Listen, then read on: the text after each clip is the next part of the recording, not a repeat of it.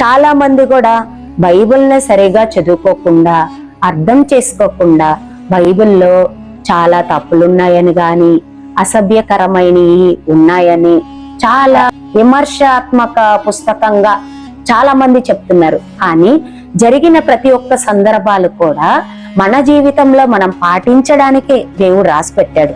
చూడండి, దావీదేమో ఉపకారం చేయడానికి వాళ్ళ కుటుంబీకుల్లో ఎవరైనా ఉన్నారానని చెప్పి తన ఫ్రెండ్ కాకుండా తన ఫ్రెండ్ కొడుక్కి చేయడానికి కూడా సిద్ధపడ్డాడు, ఉంటున్నాడు ఉపకారం చేయడానికి. నాబాలైతే సహాయం పొందినాడు గాని సహాయం చెయ్యని వచ్చిన మనిషిని మాత్రము నిరాకరించి పంపించాడు.